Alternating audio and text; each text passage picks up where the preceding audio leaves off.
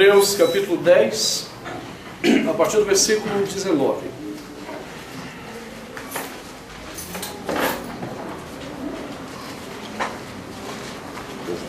Hebreus 10, a partir do versículo 19.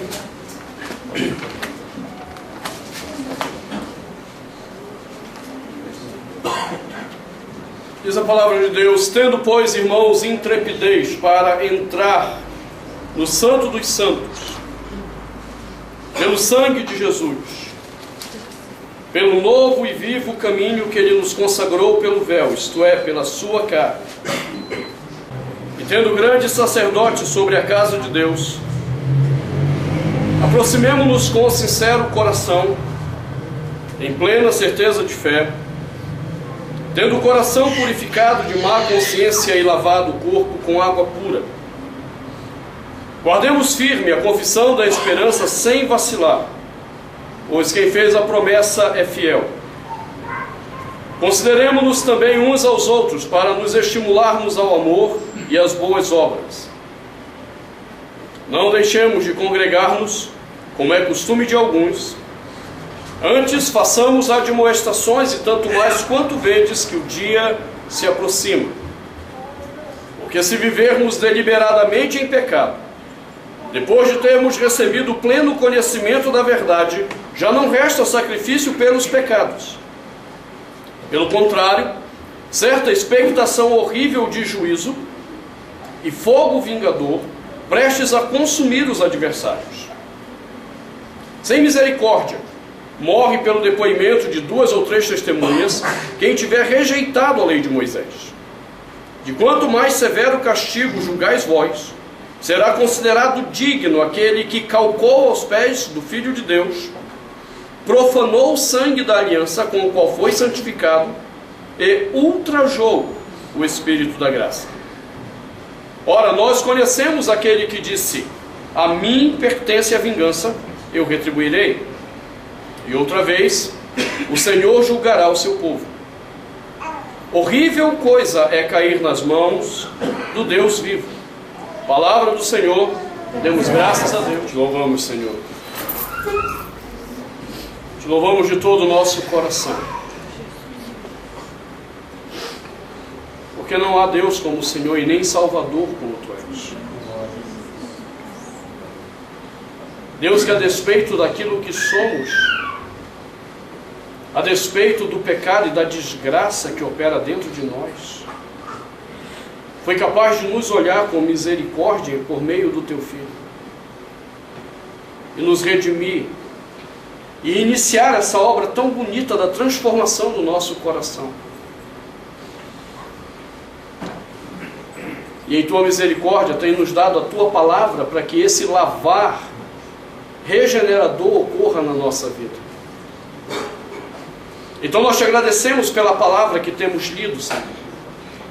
E Te pedimos que não somente ela seja lida, não somente ela seja entendida, mas que ela opere lavando o nosso coração, a nossa vida, gerando em nós uma relação profunda de intimidade com o Senhor, para a glória do Teu nome.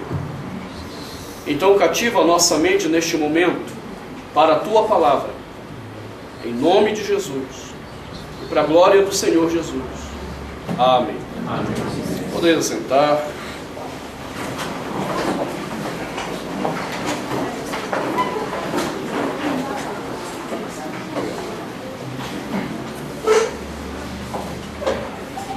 Temos examinado o que significa uma espiritualidade que realmente nos faça relacionar com Deus. Uma espiritualidade que de fato nos coloque em intimidade com Deus. Nós temos observado que essa intimidade com Deus, ela não é possível fora da cruz. Por uma questão muito simples. O coração do homem sem Cristo e sem a obra da cruz, ele não quer Deus. Ele quer um Deus segundo o seu coração. Ele quer um Deus segundo o seu interesse. Fora de Cristo, nós não queremos o verdadeiro Deus. Na verdade, nós temos muitos problemas com o verdadeiro Deus. Nós chegamos a odiar o verdadeiro Deus, porque ele se levanta contra tudo aquilo que o nosso coração pecaminoso quer. E então, quando nós começamos a examinar esse texto, dia 31 de dezembro, nós gastamos um tempo examinando os versículos 19 até o versículo 21, onde ficou claro para nós que se Deus não agisse em nosso favor, se Deus não movesse a história e trouxesse o seu Filho para morrer no nosso lugar, nós nunca teríamos essa disposição. Então nós temos entendido que intimidade com Deus não é algo que depende de nós. É algo que depende do próprio Deus. De estender a sua mão misericordiosa para acolher pessoas rebeldes no seu estado de pecado. Agora, da feita que Ele tem nos acolhido, da feita que esse Deus tem nos recebido em sua presença por meio do seu Filho amado Jesus, nós podemos e devemos aprofundar essa relação com Deus, essa intimidade que nos é proposta, por meio de respostas concretas, através daquilo que Ele mudou dentro de nós. Quando nós conhecemos a Cristo, Ele mudou a disposição do meu coração. E como Ele mudou a disposição, eu preciso agora tomar os passos corretos para que essa intimidade oferecida por Deus seja aprofundada. Então nós começamos a observar o versículo 22, onde ele coloca a primeira grande questão.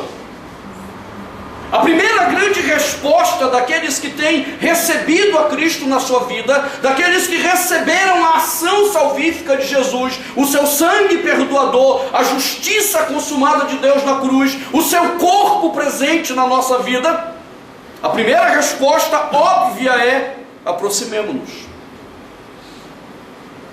Só que infelizmente muitos irmãos não têm entendido o que significa aproximar de Deus.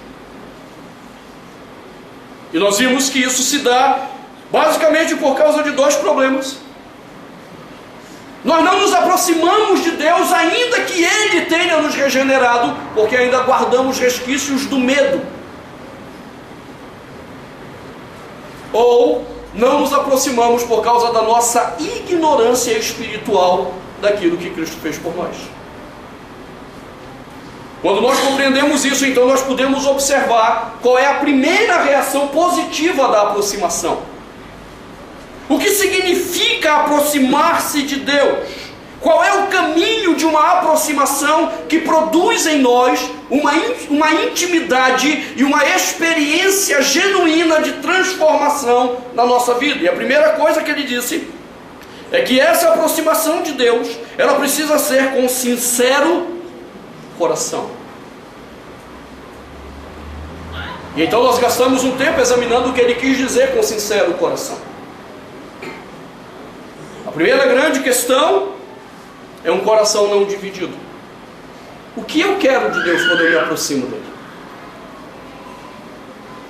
Deus me convida a uma aproximação com Ele, uma experiência de vida com Ele. E os homens se aproximam de Deus não querendo Deus. Mas o que Ele vai me dar? Eu ganho o que com isso? Isso não é aproximação sincera, isso é hipócrita. Isso é uma aproximação hipócrita, falsa, que ilude as pessoas achando que estão sendo íntimas de Deus. A segunda questão que nós vimos dentro do texto de Hebreus com sincero coração é não termos máscaras. Pessoas se aproximam de Deus, às vezes, tentando manipular Deus com seu jeitinho meloso. E aí chega, oh Senhor! E chora. E ainda tem pastores ridículos que vão dizer: o choro comove o coração de Deus. Tem aquelas músicas ridículas da Cassiane, tem uma que a lágrima é uma cachoeira no altar de Deus. Me poupe desse sentimentalismo tolo. Quando você se aproxima de Deus, Deus sabe exatamente quem é você. Ele Ele sabe exatamente o que está no seu coração e a única coisa que Ele quer é a transparência. E às vezes nós nos vestimos de máscaras. É só você ver algumas orações, como eu disse: ó excelentíssimo Deus, ó Deus supremo, excelso Senhor dos céus e da terra. E Deus está olhando: rapaz, você não acredita em nada disso. Falta sinceridade no coração quando nos aproximamos de Deus. Mas então o autor de Hebreus nos coloca uma segunda questão dessa aproximação que nós precisamos aprender. Não é apenas a sinceridade do coração. Quando eu me aproximo de Deus, eu preciso me aproximar dele em plena certeza de fé.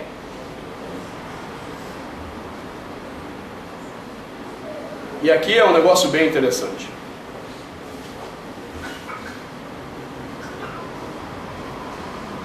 Quantos de nós nunca teve algum momento de dúvida sobre Deus?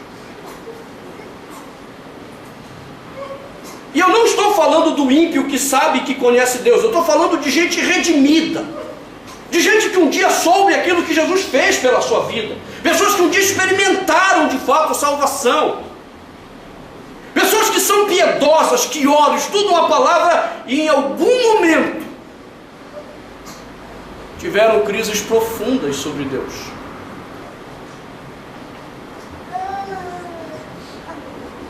E é interessante como essas nossas crises bloqueiam a nossa relação com o Senhor. Quando essas crises vêm ao nosso coração, nós desanimamos com a vida de oração. Quando essas crises vêm, nós desanimamos com a vida da leitura da palavra de Deus. Nós desanimamos de viver piedosamente.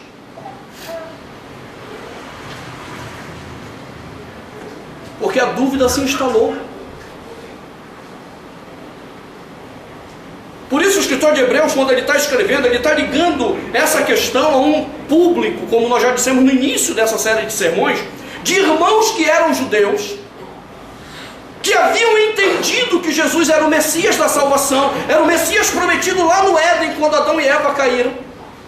Lá Deus prometeu enviar o descendente da mulher, que faria a reconciliação do homem com Deus. E tem muito judeu até hoje esperando isso acontecer. Mas lá naquela época já tinham judeus que tinham entendido e tinham crido que Jesus era o Messias. E eles creram. Só que aí veio o grupo judeu que não cria que Jesus era o Messias e começou a questionar algumas coisas. Do tipo: o Messias... Tem alguma heresia aí. O Messias teria que ter 3 características, segundo o Antigo Testamento. Ele seria rei, ele seria profeta e ele seria sacerdote. Não era nenhum problema para os cristãos primitivos mostrar como ele, o cumprindo o ofício de rei, havia se manifestado. E Mateus até deixa claro que quando ele vai para a cruz, o que é que está escrito lá? Rei dos judeus. Também não era nenhuma dificuldade provar que ele era um profeta. Os homens reconheciam isso. Lembra quando ele pergunta: quem os homens dizem que eu sou? E ele não está falando dos salvos, ele está falando dos ímpios. E o que é que os ímpios diziam? Ele é um profeta. O problema era, como é que ele é sacerdote? Sacerdote tinha que ser da casa de Levi. Ele não era da casa de Levi. Sacerdote tinha que oficiar no templo. Ele não oficiava no templo. Sacerdote tinha que ter passado por vários ritos de purificação. Ele não passou por nenhum. Nós já vimos, quando observamos os versículos 19 e 20, principalmente o 21, quando diz que ele era o grande sacerdote, já vimos como o escritor de Hebreus respondia a isso. Jesus de fato era um sacerdote da ordem de Melquisedeque, uma ordem superior à ordem levítica, nenhum problema. O problema todo é que, a despeito dos cristãos entenderem isso, ficava aquela perguntinha assim: será que é mesmo? Você tem certeza? E se não for? Por isso o escritor de Hebreus está dizendo que quando você se aproxima de Deus, não pode ter dúvida sobre quem Ele é, sobre o que Ele fez. Quando nós temos dúvida sobre quem Ele é e o que Ele fez, isso trava a nossa comunhão com Deus. Você sabe, isso não é uma experiência apenas desses irmãos. Quando eu leio o final do Evangelho de Mateus, eu me surpreendo com esse final. Eu quero que você olhe comigo só para você entender isso. E até fazer uma correção na sua tradução da Bíblia aí, que tem uma doideira na nossa tradução que só Jesus na causa, viu? Mateus 28, versículo 16.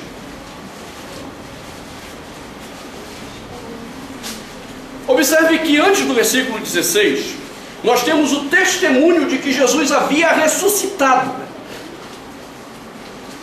Ele passou 3 dias no sepulcro, no 3º dia ele ressuscitou. Deixa eu só logo fazer uma observação. Hoje eu estava falando na Assembleia de Deus lá do Céu Azul, e aí me perguntaram essa questão de quantos dias Jesus ficou no sepulcro. Aí quando ele disse 3 dias, não pode, pastor, ele morreu na sexta, sábado e domingo são 2 dias. Aí a gente tem que tomar uma garrafa de café para ter paciência. Irmão, tem uma garrafa de café para... E toma quente, às vezes uma vez só, que é para dar paciência. O judeu não conta o tempo como nós, irmãos. Para a gente um dia só é um dia quando cumpre 24 horas. Para o judeu não. Se a coisa aconteceu dentro daquele dia, é contado aquele dia. Cristo morreu na sexta-feira, 3 horas da tarde. Às 6 da tarde começava o sábado. Ou seja, ele morreu na sexta. O judeu conta esse dia. Ele morreu na sexta-feira, um dia. 3 horas depois começou o sábado, 2º dia. Na madrugada de sábado, que já era o domingo para eles, porque quando chega sábado, 6 horas da tarde, começa o domingo. Na madrugada Cristo ressuscita. Então na contagem judaica eram 3 dias. A gente não conta isso com a cabeça de ocidental. A gente conta isso com a cabeça do povo que está na Bíblia. Então Mateus disse, ele ressuscitou, passou 3 dias lá. Aí ele ressuscitou e mandou chamar os seus discípulos. Versículo 16, dizendo, olha, diga para eles irem para Galileia. Versículo 16 diz assim, seguiram os 11 discípulos para a Galileia, para o monte que Jesus lhes designara. Aí vem um negócio interessante. E quando o viram, você percebe? Eles não estão vendo uma sombra, eles não estão ouvindo alguma voz, eles viram o Senhor ressuscitado. Eles estão cara a cara com aquele homem Deus que morreu na sexta-feira, foi sepultado. E se você não entende o sepultamento, então é outra coisa doida. Tem um maluco aí que tomou umas cachaças doidas. Não estou falando nem cachaça, ele foi uma maconha batizada, daquela assim bem pesada, cocaína na veia. E escreveu um livro chamado Jesus Viveu na Índia.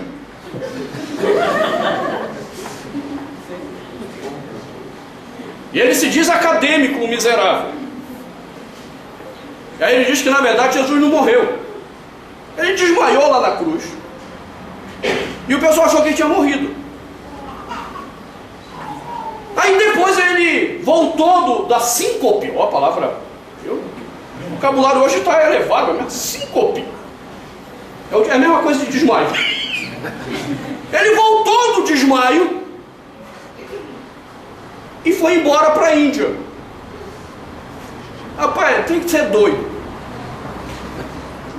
Você pensa o seguinte, vamos pensar do ponto de vista do Jesus humano. Ele apanhou que nem um condenado, tomou coroa de espinho na cabeça, foi crucificado. Depois de morto, um soldado vem, fura o corpo dele e sai água e sangue. Tirado da cruz, ele vai ser preparado para ser sepultado. João diz que eles colocaram aproximadamente 50 quilos de pasta para preparar o corpo de Jesus, de mirra e aloés. Você acha que isso é muito? Não, a prática judaica era mais de 100 quilos de pasta. O sepultamento de Jesus foi pobre. Só foi 50 quilos da pasta ainda num sepulcro que não era dele, era pobre. Aí vem os doidos, que nem o Rodovalho, esse pessoal, no Jesus era rico, que entrou com Mercedes-Benz lá no Jerusalém. Ele era pobre. Aí envolvia o corpo dele com um pano. Se você não sabe, procura no Google, hoje é mais fácil, joga no Google, mirra e aloés. Isso gera uma pasta que é uma espécie de cola, que quando você coloca qualquer coisa nele, ele gruda, não solta, isso é pior que super bonde. E aí eles envolveram o pano. Imagina o seguinte, tirar aquele pano era a mesma coisa agora que arrancar a pele do corpo. Eles viram tudo isso acontecer e viram o Senhor sendo sepultado. E agora o versículo 16 diz, eles viram o Senhor. Rapaz, eu falei, caramba, ele ressuscitou! Nossa, cumpriu a palavra! Agora nós estamos transbordando de fé. E eles devem ter cantado aquele santo hino maravilhoso, rompendo em fé, minha vida! Não cantaram isso não. Mas você entende? Era para eles estarem rompendo de fé. Olha o que aconteceu. Eles viram o Senhor e o adoraram. Olha esse povo crente. Porque adorar, a palavra grega, refere-se a prostrar-se diante da divindade. Eles reconheciam a divindade de Jesus e se prostraram diante dele para adorar. Até aí está tudo lindo e maravilhoso. Olha a cena do próximo capítulo. Mas aí vem o problema da tradução. A palavra grega rudé, que aparece aí, jamais significa alguns.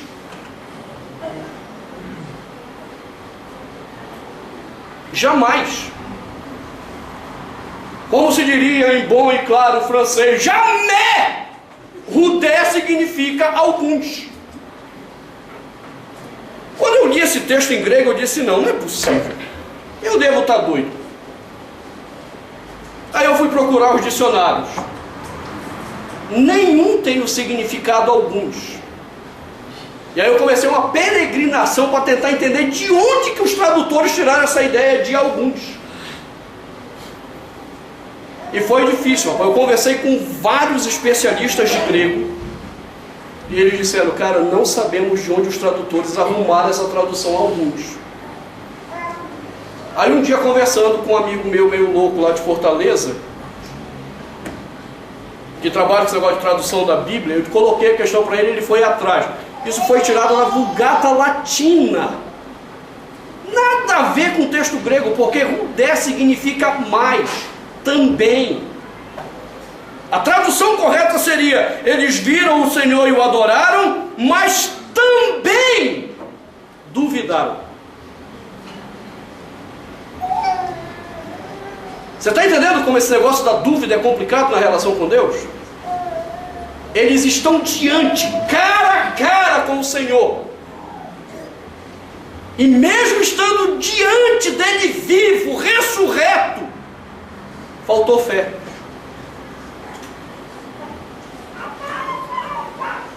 Eles não conheciam aquela canção que dizia, andar com fé eu vou, a fé não costuma falhar.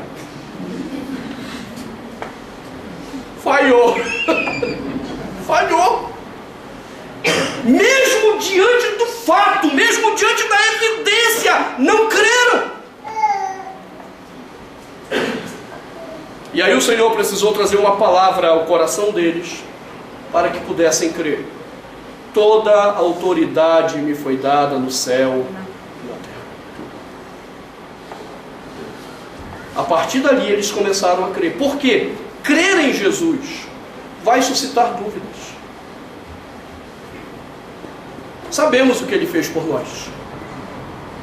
Sabemos o que Ele operou na cruz por nós. Não só sabemos. Eu espero que você tenha experimentado isso. Porque se você não experimentou isso daí, significa que você não nasceu de novo. E se você não nasceu de novo, com todo o conhecimento que você possa ter sobre Jesus, com todo o conhecimento que você possa ter sobre a fé, você não está salvo.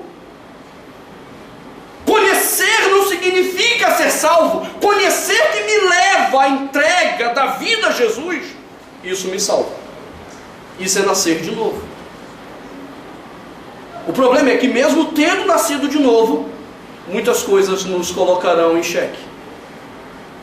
E uma das questões, como a gente está vendo em Hebreus, é o questionamento sobre aquilo que cremos. Uma das histórias que muito me impactou na época de seminário foi a biografia de Billy Graham.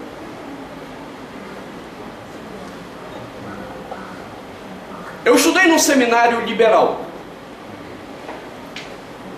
Deus sabe o que faz.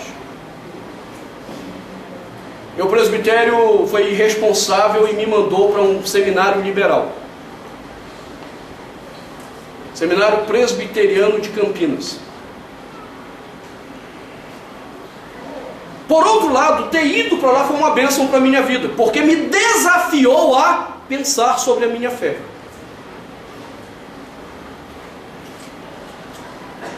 Professores que não criam na Bíblia, professores que diziam para mim que Jesus não ressuscitou coisa nenhuma, eles me desafiaram. Eles desafiaram a minha fé. E isso para mim foi um grande estímulo. Eu já disse a vocês, na época de seminário, eu lia em média 80 livros por ano. E eu não estou dizendo para você de livrinho de 20, 30 páginas. Eu estou falando de teologia de Berkhoff, 800 páginas, 500 páginas, 1000 páginas, esse tipo de livro que eu lia. Para poder entender o desafio que eles colocavam para a minha fé. Mas houve um primeiro momento, no meu primeiro ano de seminário, em que essa dúvida chegou.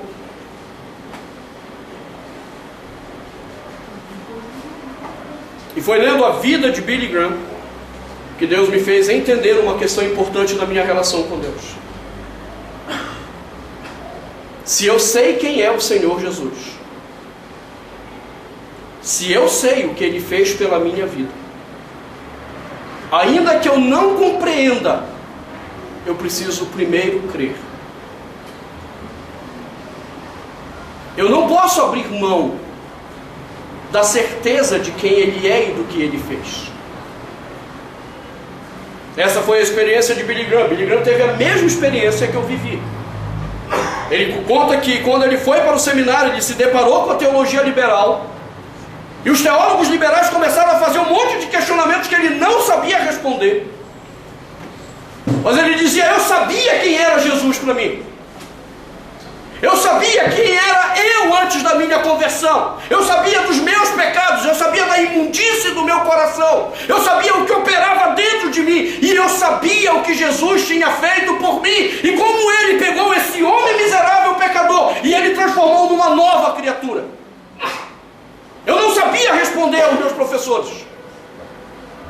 E ele diz: então, numa noite, angustiado com tudo isso, eu entrei em vigília no seminário. Eu fui orar ao Senhor. Não, eu estou contando a história do Billy Graham. Eu nunca fiz vigília nesse sentido, irmãos. Eu costumava levantar às 6 horas da manhã para orar com o pessoal, mas Billy Graham disse que ele foi fazer uma vigília, e ele foi chorar diante de Deus e dizer: Senhor, eu não sei como responder, mas eu sei que Tu és real. Eu sei o que o Senhor fez por mim, esse miserável pecador que eu sou.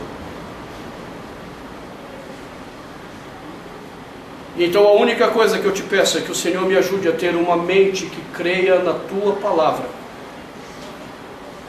Ainda que eu não consiga responder as dúvidas que sobressaltam a minha fé.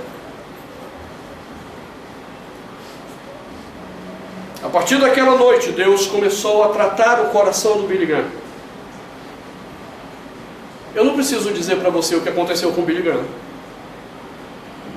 Ele não só passou a responder aos questionamentos da sua fé, cumprindo o que o apóstolo Pedro ensinou, que nós temos que estar prontos a darmos razão da esperança que há em nós.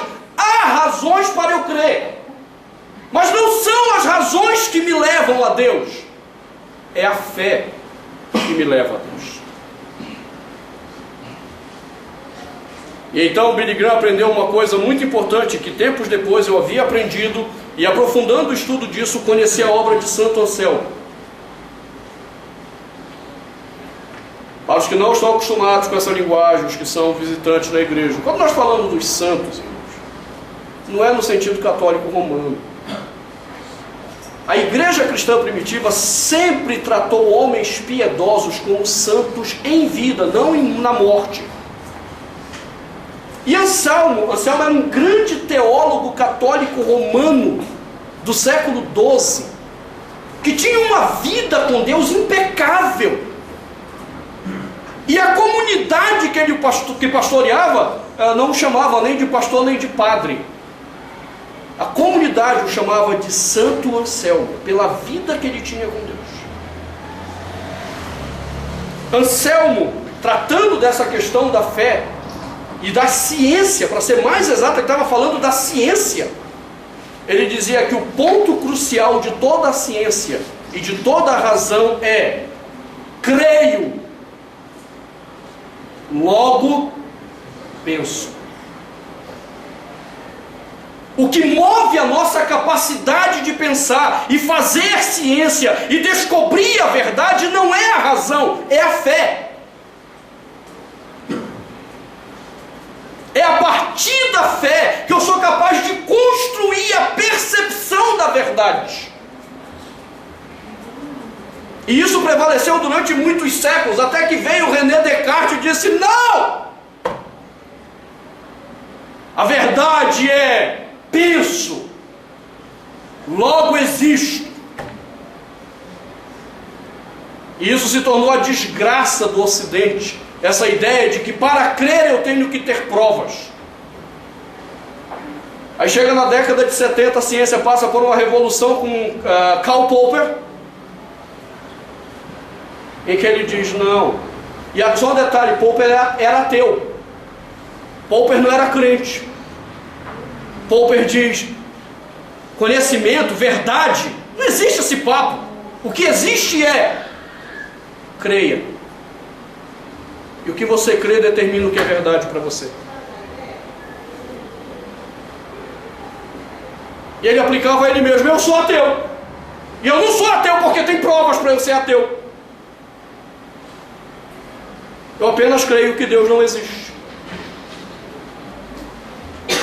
E se Deus não existe, então eu construo a minha verdade, eu construo a minha ciência. Karl Popper foi a revolução da epistemologia científica na década de 70. E o que ele estava dizendo para nós? O que Anselmo já tinha dito e o que o escritor de Hebreus está dizendo para a gente. Qual é o fundamento dessa relação com a verdade e com Deus? Plena certeza de fé.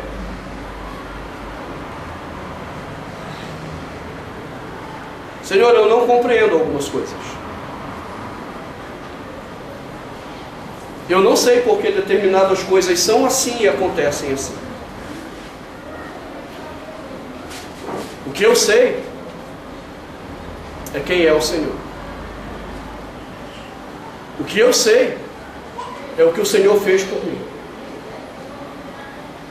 E ainda que eu não entenda, só te conhecer e saber o que o Senhor fez por mim é tudo.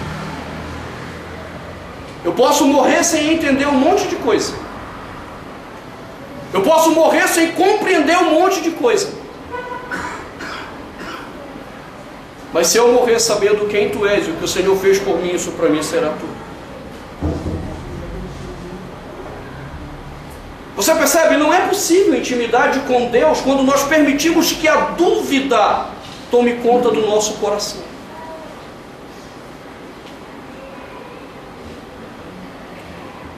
Há um livro maravilhoso, é o único livro que eu conheço sobre esse assunto, de um importante teólogo norte-americano, Os Guinness. Os é para os íntimos, o nome dele é Oswald.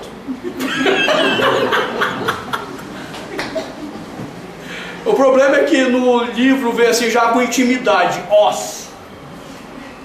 Os Guinness, ele tem um livro espetacular chamado A Dúvida sobre Deus, onde ele examina com profundidade o nascedouro da dúvida. Esse livro foi elogiado no New York Times por vários meses. Dá para entender o que eu estou te falando?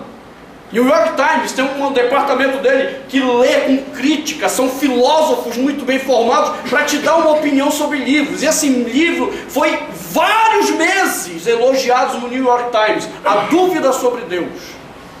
Onde nasce a dúvida? E como nós respondemos a dúvida? Não é pela razão. Começa pela fé. E a fé controlará o nosso entendimento da razão. Se você puder ler esse livro, vale muito a pena ler esse livro. Porque é isso que a Bíblia está nos dizendo. Se eu quero intimidade com Deus, eu não começo com razões. Eu começo com uma entrega total a Deus. Senhor, eu não entendo muita coisa, mas eu entendo quem Tu és. Eu não entendo muita coisa, mas eu entendo que o Senhor, por meio do Teu Filho, manifestou o Teu amor na minha vida para que eu fosse salvo, liberto do meu pecado. E ainda que eu não compreenda muitas coisas, eu sei que isso é verdade, eu me entrego ao Senhor. E depois de salvo, nós continuamos nos entregando ao Senhor. Jerry Bridges chamou a atenção disso no livro Confiando em Deus. Mesmo quando a vida nos golpeia, aflige e fere. O melhor propagandista desse livro para mim é o meu irmão, pastor Alex. Quando ele vai indicar esse livro, ele diz: bom, aquele livro do Jerry Bridges, Confiando em Deus, quando você se arrebenta, se lasca todo. Porque o livro trata disso. Há muita coisa na nossa existência que nós não entendemos. E o convite da Bíblia não é entender primeiro, é crer primeiro. Eu quero terminar essa introdução ao problema da certeza da fé. Eu quero continuar isso domingo que vem. Eu quero te mostrar algumas dimensões sobre o que é ter fé. Te dizendo como isso foi importante para a minha vida. Com 18 anos eu fui para o seminário. Ali eu precisei me afastar da minha mãe.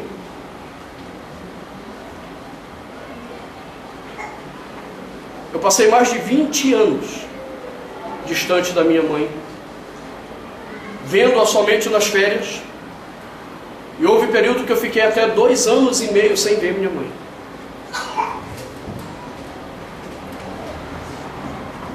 Há uns anos atrás, quando o pastor Alex mudou para cá, minha mãe estava doente, nós tínhamos combinado trazê-la para cá. E ela adoeceu gravemente por causa da diabetes. E aí eu estava de férias, fui para Fortaleza e o quadro dela foi se agravando. Mas nós tínhamos certeza que ela ia ficar bem e nós íamos trazê-la para cá para morar conosco. No final daquele ano, o pastor Alex já estava procurando casa, e uma casa no fundo, porque ela não aceitaria morar com alguém, mas aceitaria morar numa casa de fundo. Minha mãe era mulher, senhora do destino.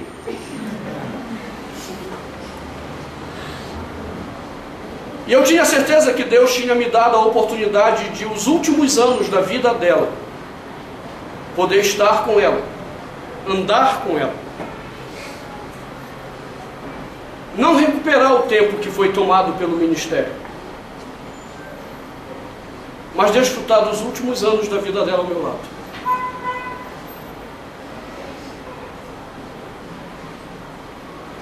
Passaram-se 4 meses e ela faleceu.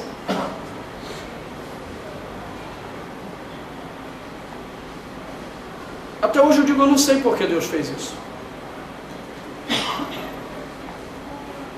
Por que Ele me privou de passar os últimos anos da vida da minha mãe ao lado dela? Ela era uma mulher de 66 anos. Para a estimativa do brasileiro, ela ainda teria mais tempo de vida. Por que no momento que está tudo certo, que ela aceita vir morar conosco, Deus decide levá-la?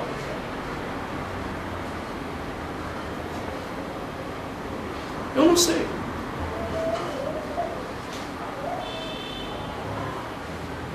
O que eu sei, quem é Deus? Ele é bom, Ele é justo, Ele é santo. O que eu sei, o que Ele fez por mim. Tomou um pecador como eu e redimiu, para dar a esperança de, na minha morte, reencontrar minha mãe. Não para passar alguns anos, mas a eternidade dela, louvando aquele que nos salvou. Eu não entendo muita coisa da forma como Deus age, mas eu sei quem Ele é e o que Ele fez. E isso então me convida a confiar nele. E nunca permitir que a dúvida roube o lugar da minha intimidade com Ele. Se nós pudermos compreender isso, isso vai fazer diferença na nossa relação com o Senhor. Porque a dúvida nunca será para nós motivo de afastamento, mas motivo de nos aprofundarmos na relação com Deus. Feche seus olhos.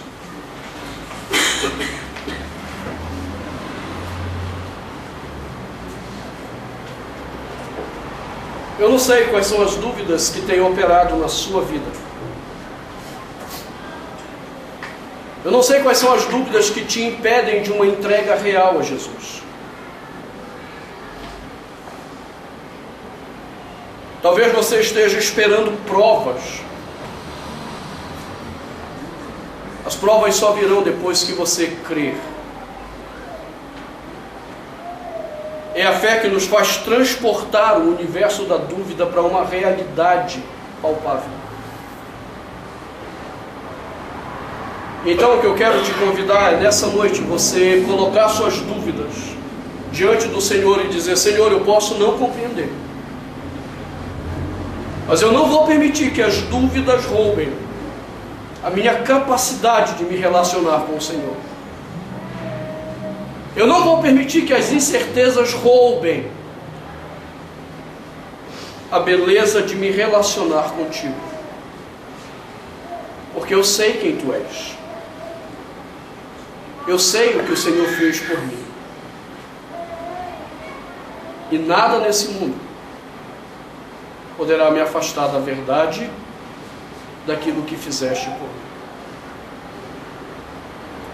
Senhor, nós trazemos a nossa vida diante de Ti nessa noite. Talvez como tantas experiências que eu já tive na minha vida de dúvidas, muitos nessa noite também talvez chegaram aqui cheios de dúvidas. Chegaram contaminados com a filosofia ocidental que nós temos de que precisamos de prova para crer. E quantas vezes o Senhor já nos mostrou que mesmo com provas somos incapazes de crer. Então, Senhor, o que eu te peço é que essa experiência da fé, que repele, que expulsa a dúvida do nosso coração, seja a experiência deste meu irmão, dessa minha irmã, nesta noite. Para que eles possam contemplar, para que eles possam perceber quem Tu és. E possam experimentar a graça que o Senhor ofereceu por meio de Jesus às suas vidas. Ajuda-os, Senhor, como tens ajudado a minha própria vida. E nos leva a um patamar mais elevado da relação contigo, para a glória de Jesus, o Teu Filho amado, o nosso Senhor, o nosso Salvador. Amém.